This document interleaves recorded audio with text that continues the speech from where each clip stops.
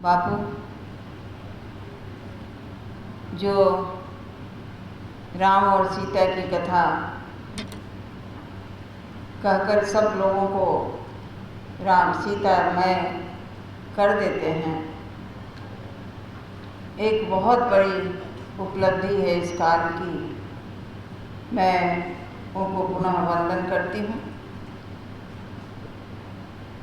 मंच पर विराजमान हैं मेरे पतिदेव डॉक्टर राम कृपाल सिन्हा, जिनका नाम मैं बहुत कम लेती हूँ, लेकिन मैंने सोचा कि यहाँ नाम ले लेना ठीक होगा। 60 वर्ष बाद ये सब बंधन तोड़ देना चाहिए। और जिन्होंने इतने सुंदर ढंग से इस कार्यक्रम की रचना की, ये तो तय था कि 60 वर्ष के बाद जो तिथि आएगी विवाह की, उसको कुछ मनाना चाहते हैं। कैसे मनाना चाहते हैं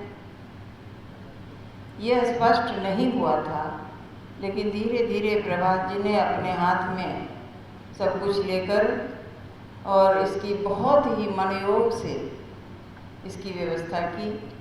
बहुत साल पहले मेरा एक कहानी संग्रह आया था।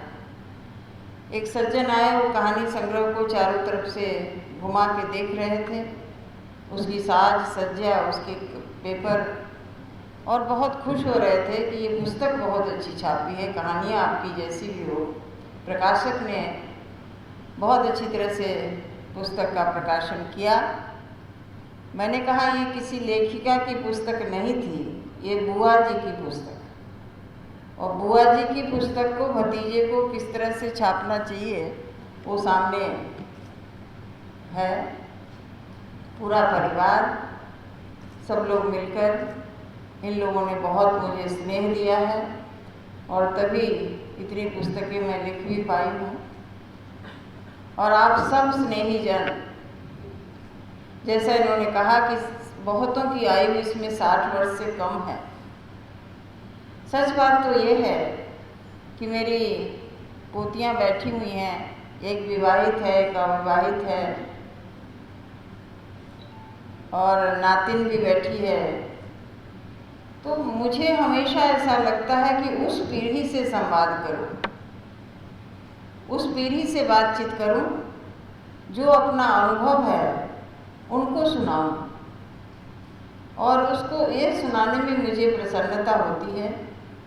आज इस सभागार में तीनों पीढ़ियाँ, बापू मैं हमेशा कहती हूँ, संग चले जब 3 पीढ़ियाँ, चढ़े विकास की सभी सीढ़ियाँ। तो यहाँ इस सभागार में भी तीनों पीढ़ियाँ बैठी हैं। तीनों पीढ़ियाँ एक दूसरे से जुड़े हुए हैं समाज में, परिवार में, और बहुत ही आनंद का समय है। मैंने जो परिकल्पना की, इन दिनों विवाह दिन मनाने का बहुत रिवाज हो गया है, एक उत्सव हो गया है। तो मैंने सुना कि विवाह दिन जब लोग मनाते हैं तो उसी तरह से विवाह के सारे रस्म रिवाज भी करते हैं। मेरे मन में था कि आज के दिन हमारी युवा पीढ़ी को एक संदेश जाना चाहिए।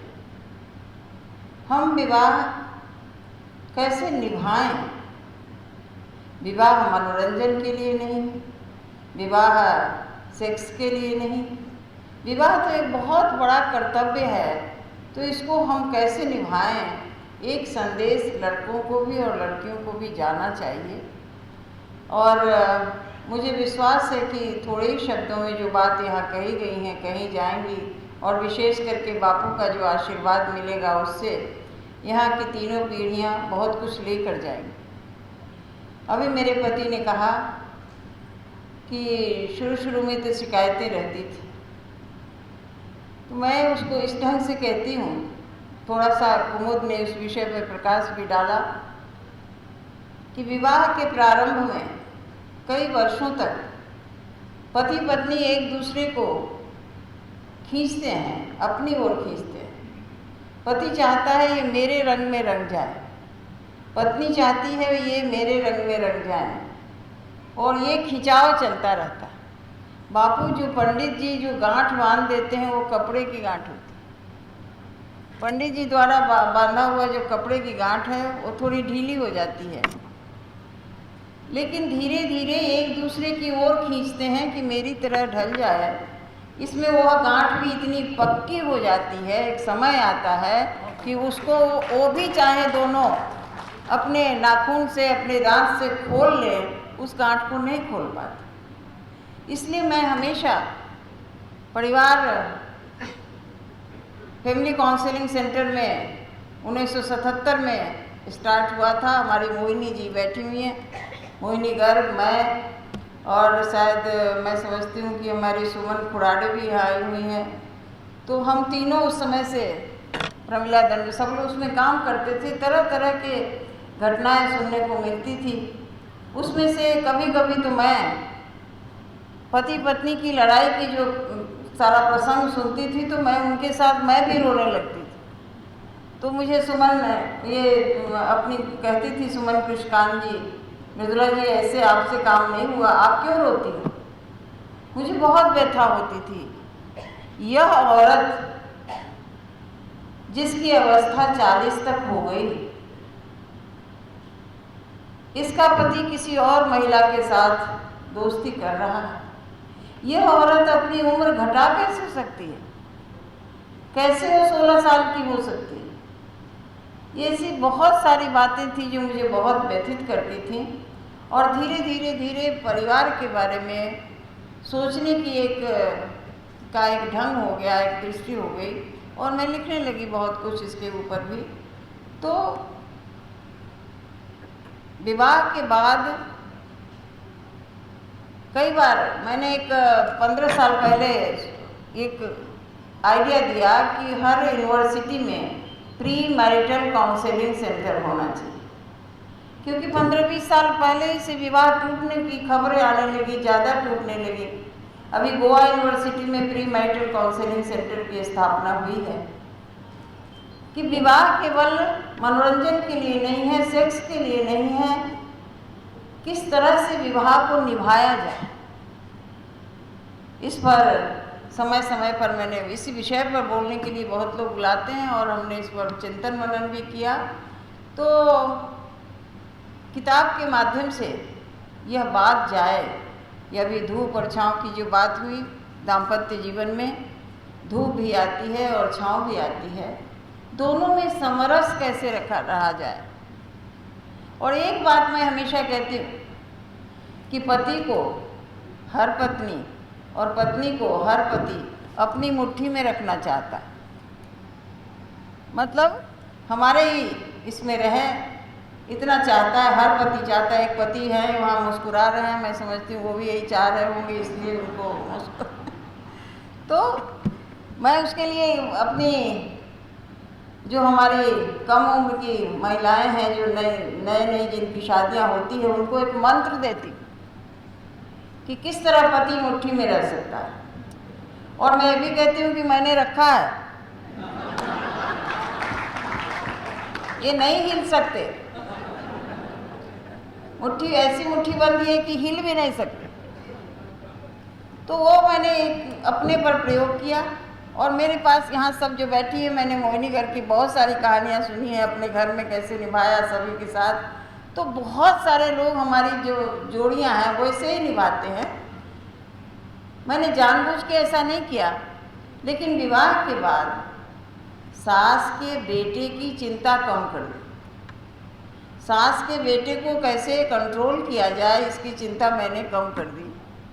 और मैंने अपनी सास, ससुर, देवर, ननद, जितने भी संबंधी हैं, गांव घर के संबंधी, बहुत दूर के रिश्तेदार हैं हमारे देवर, आज बहुत दूर से चल के मुजफ्फरपुर से यहाँ पहुँचे, तो सबको बांधना शुरू कर दी। सब मेरे से बंधते गए और थोड़े दिन के बाद इनको लगा कि जो सब मेरे थे ये तो इसने अपना लिया सबको, और उसके लिए कुछ न कुछ करना है। केवल सेवा करना है, उनको खाना बनाने के खिलाना है, ऐसा नहीं, लेकिन उनके लिए कुछ करना है। सारे संबंधियों को जब जोड़ लिया तब इनको लगा कि मैं कहाँ जाऊँगा, तो आ गए मुट्ठी में। तो मुट्ठी में यदि करना है और उनके साथ इस तरह का संबंध बनाए रखना है, संबंध को दीर्घायु करना है, तो इनके जितने भी चाहने वाले हैं, पति के चाहने वाले हैं, मतलब कि आप परिवार, एक कुली ने कहा था एक बार, एक ऐसा प्रसंग है उसको मैं बताना नहीं चाहूँगी, लेकिन बाद में कुली ने कहा मेरे पति से कि औरत तो आंगन की खूंटा होती है, वो जिधर मेम साहब जा रही हैं आप भी चलिए स्टेशन पर, वो नहीं लौटेंगी, आप भी को चलना पड़ेगा उनके पीछे। कुली ने एक विद्वान आदमी को सीख दी थी। तो इन्होंने कहा कि इतना गीता रामायण क्या क्या पढ़ लिया, लेकिन कुली ने जो आज ज्ञान दिया, ये ज्ञान हमको नहीं मिला है कि वो तो खूंटा हो जाती है, आंगन में गड़ जाती।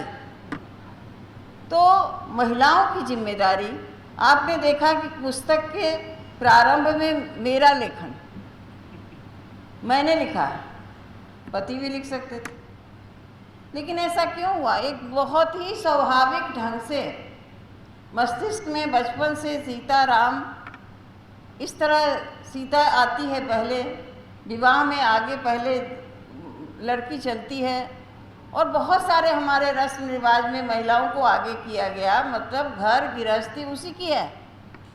तो विवाह को निभाने, विवाह को सुखमय बनाने के लिए औरत को, आज पढ़ी लिखी हमारी बेटियां हैं, वो सब जल थल नभ पर जा रही हैं, बड़ी खुशी की बात है, लेकिन वह जिम्मेदारी उसी को लेनी होगी और लेनी चाहिए। बापू, मुझे बहुत आश्चर्य लगता है, इंजीनियर, डॉक्टर, पता नहीं क्या क्या बनाने के लिए इतनी बड़ी बड़ी पढ़ाई होती, दिन रात महिलाएं लगी रहती, लेकिन दिन रात सब लोग पढ़ाते रहते हैं शिक्षा क्षेत्र में, लेकिन अच्छी गृहिणी कैसे बने, अच्छी पत्नी कैसे बने, इसकी कोई पढ़ाई नहीं। गृहस्थाश्रम किस तरह से चलाया जाए, इसकी पढ़ाई नहीं। एक विद्यालय अहमदाबाद में खुला है, वो बहुत अच्छा गृहस्थाश्रम के लिए खोला गया है, यही सोच करके। तो इस तरह से घर हो, बाहर हो, आजकल माताएं भी बेटियों को कहती हैं कि आगे बढ़ो, 98% मार्क लाओ। घर गृहस्थी के बारे में सिखाना कम होता जा रहा है, इसलिए बेटियां जब घर के बहू बन के जाती है, पत्नी बनती है, तो उन्हें परेशानियां होती हैं। इस ओर भी ध्यान दिलाना आवश्यक है। और मैंने सचमुच, जैसा कुमुद ने कहा कि मेरे जीवन में जैसा हुआ सब कुछ वैसा लिखा है, और उस लिखने के पीछे यही है कि मैंने कैसे धूप और छाँव में अपना जीवन बिताया, दाम्पत्य जीवन बिताया, हमारे आने वाली पीढ़ी उसके बारे में सोचे।